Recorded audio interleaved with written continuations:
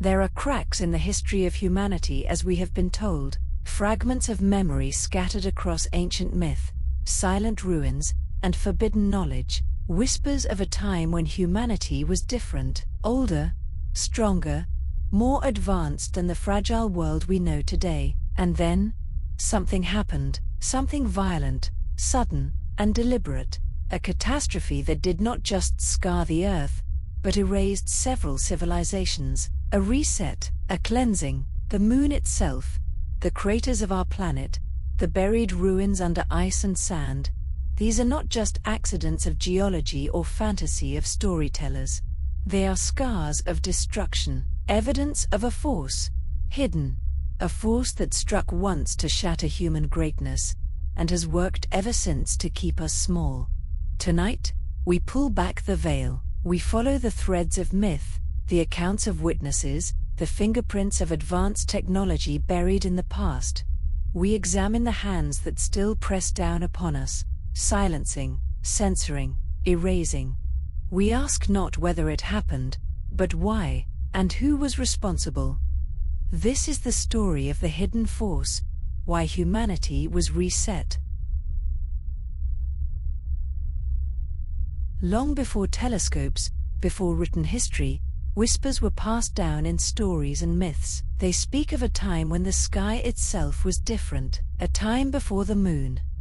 In the traditions of the Zulu, the moon was not born in the heavens, it was placed there. The story was retold by Vusamazulu Credo Mutwa, a respected Zulu Sangoma, a keeper of tribal history and oral tradition. He claimed the knowledge was passed through generations of initiates, not as folklore, but as preserved memory. Mutwa described two beings, brothers called Wawan and Mapanku, who rolled the moon across the void and set it above the earth, not as a gift, but as a cage. They brought with it chaos and control, the tides, the seasons, the subtle rhythms that govern all life. If true, the moon was not a companion at all, but a device of captivity. Across the seas, in Greece, the Arcadians were once called Proserpines, those who lived before the moon. Their legends claimed their ancestors saw a sky without that pale eye watching from above. To them, the moon was not eternal, it was an arrival, a turning point, an omen of change that marked the end of one world and the dawn of another. And still, more voices echo the same memory. Mesopotamian tablets, Mesoamerican codices, Polynesian chants, Native American stories, they tell of floods, of skies darkened, of stars hidden by a great upheaval, civilizations swallowed whole. The world, they said, was broken and remade. The Aztecs spoke of the 5 suns, 5 ages of man. Each sun was a world, destroyed in its time. One ended by jaguars, another by winds so fierce they stripped the earth, another drowned in flood, another consumed by fire from the heavens. They believed we live now in the 5th sun, doomed one day to end as all the others did. The Egyptians, too, hinted at worlds before our own. Priests described Zep Tepi, the first time, a golden age when gods walked among men and great floods marked the end of that world. Later ages ended in chaos, deluge, and fire. Each destruction left only fragments of memory carried forward into dynasties we know today.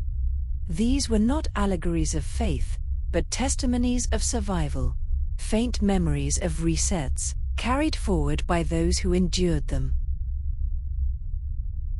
Before the world drowned, before fire fell from the heavens, humanity lived in an age we are not meant to remember, an age of greatness, when cities rose from the earth like monuments to the gods, and yet, the gods had nothing to do with them. These were the works of human hands. Göbekli Tepe, buried in the hills of Turkey, stands as a silent witness, 12,000 years old, older than agriculture, older than the wheel. Its massive carved pillars align with the stars, a cathedral of stone raised by a people we are told should not have existed. No slow climb of progress, no primitive fumbling in mud, just sudden, impossible mastery, as if inherited from a forgotten world.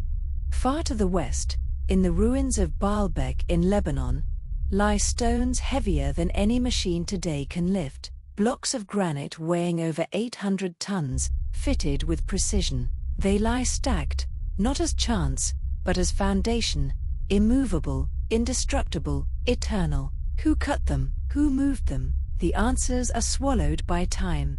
And in Egypt, the Sphinx gazes silently eastward, its body scarred not by sand and wind, but by water, deep channels carved by rainfall that has not touched the desert for thousands upon thousands of years. The Sphinx, older than the pharaohs, whispers of an age before the Nile, before dynasties, when another people ruled and recorded their presence in stone.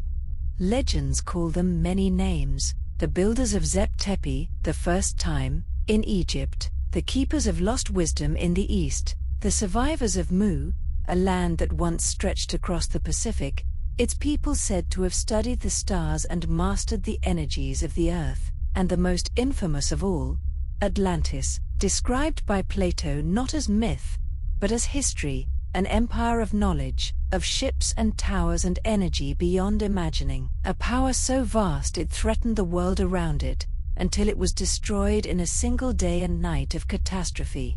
These were not scattered tribes, they were civilizations, advanced, global, and connected.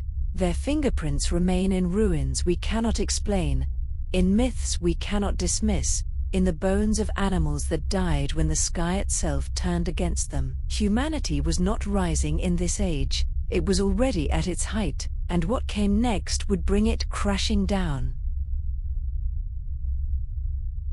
It happened suddenly, not over centuries, but in days, perhaps hours. Around 12,800 years ago, the Earth was struck by catastrophe. We call it the Younger Dryas. Scientists speak of melting ice sheets, of sudden floods, of impact events. But to those who lived through it, it was the end of the world.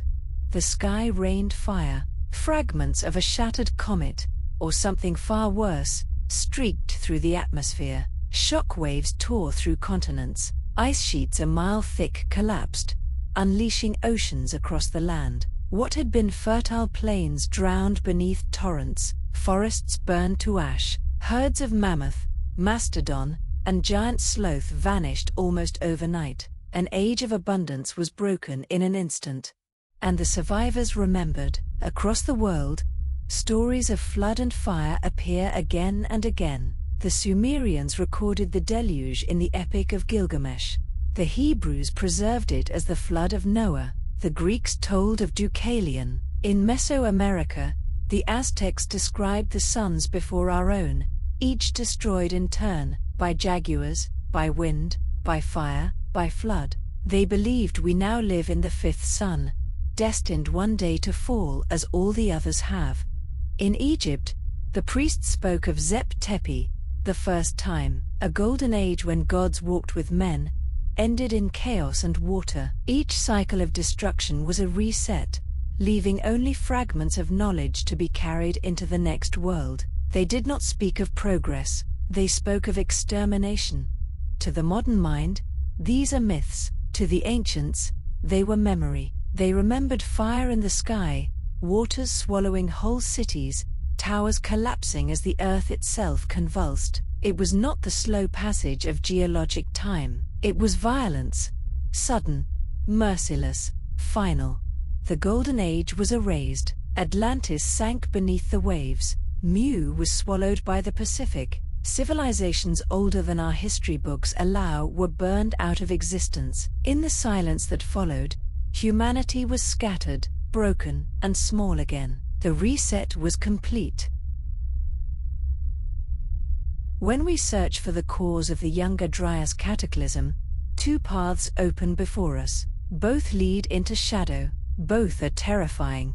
The first is the cycle, a cosmic rhythm written into the stars, into the heart of our solar system itself. The Earth, caught in the crossfire of comets and asteroids, struck again and again as if by a celestial clockwork. Impacts trigger firestorms, shatter climates, and drown continents. Like the ticking of a pendulum, Resets arrive not as accidents, but as inevitabilities. If this is true, then humanity lives on borrowed time, waiting for the next blow from the heavens.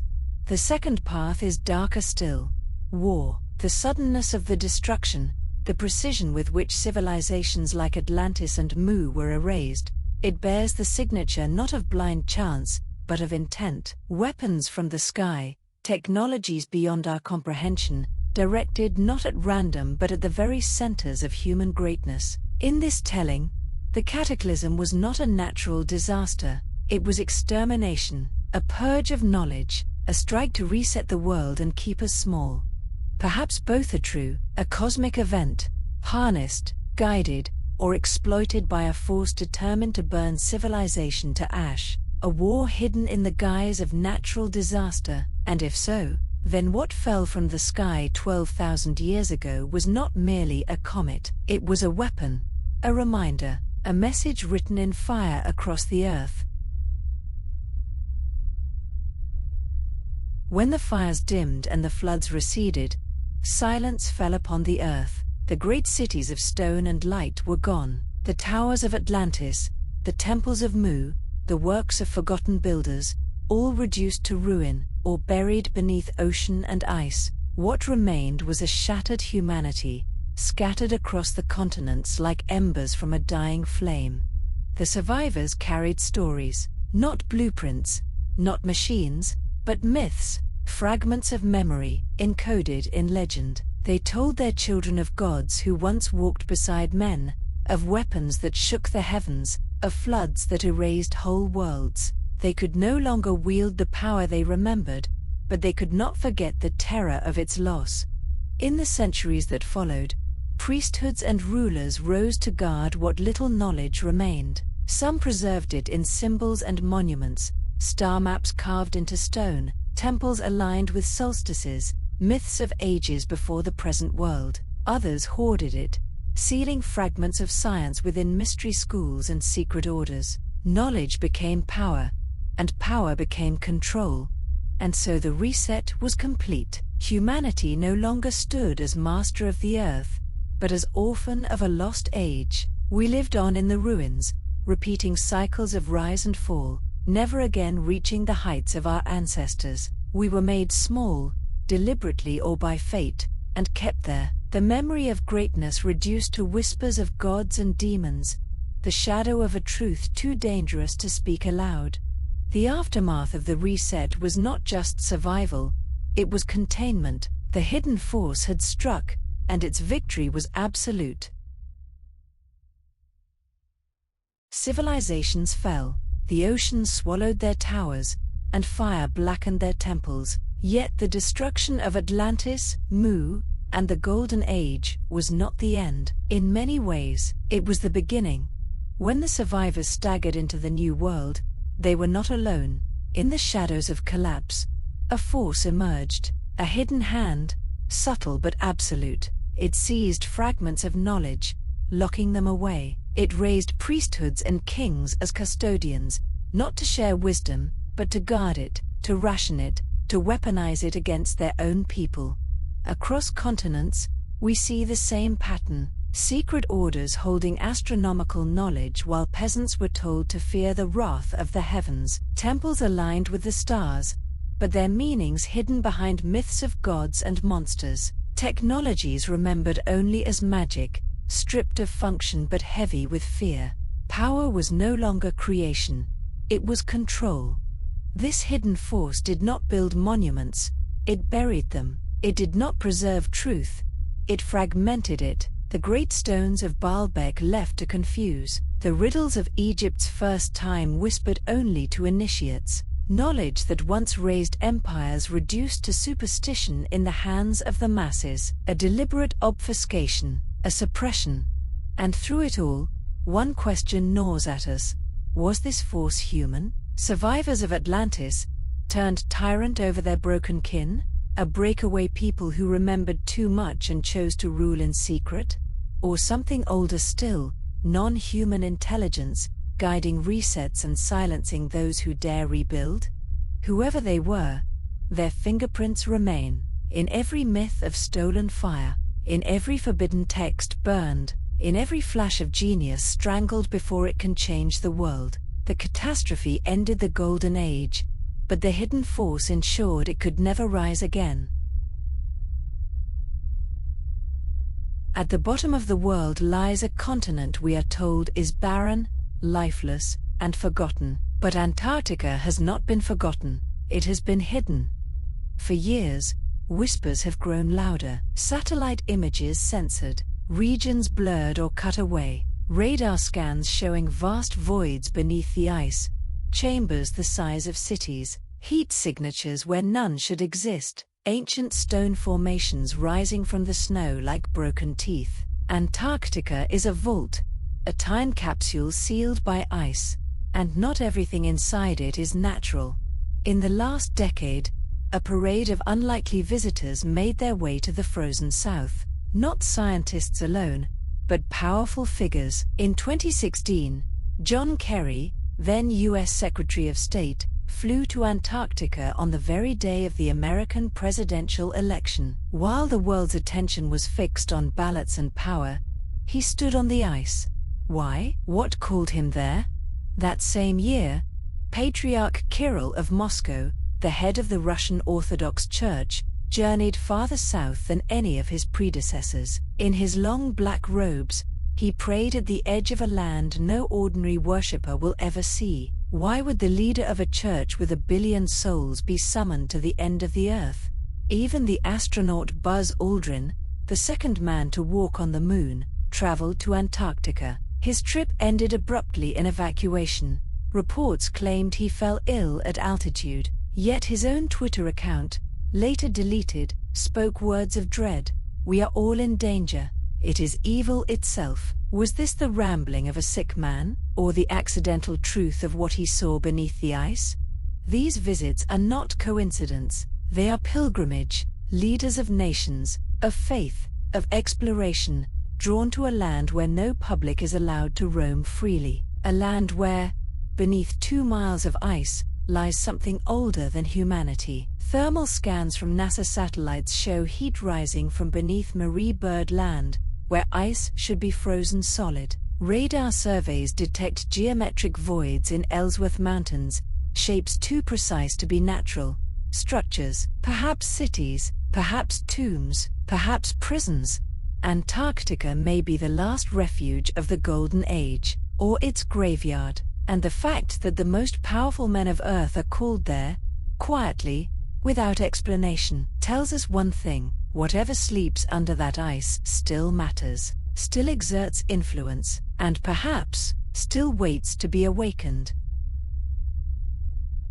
The reset did not end in antiquity, it continues. Every time humanity reaches too far, a hand descends from the shadows to push us back down.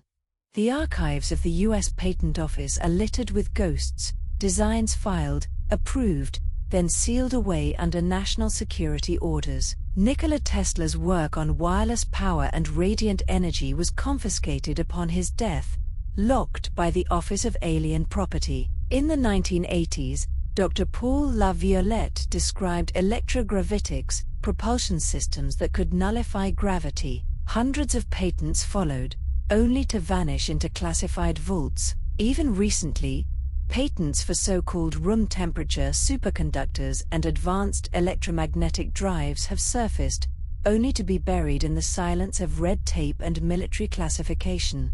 And the inventors? Some vanish. Stanley Meyer claimed to have built a water fuel cell, an engine that split hydrogen efficiently enough to power vehicles. In 1998, he died suddenly in a restaurant, reportedly shouting, "They poisoned me." Eugene Maliv, an MIT scientist who championed cold fusion research, was beaten to death in 2004, his files ransacked. Others, like Tesla himself, were erased not only in life but in legacy, their work dismissed as pseudoscience while governments quietly filed their ideas away for military use.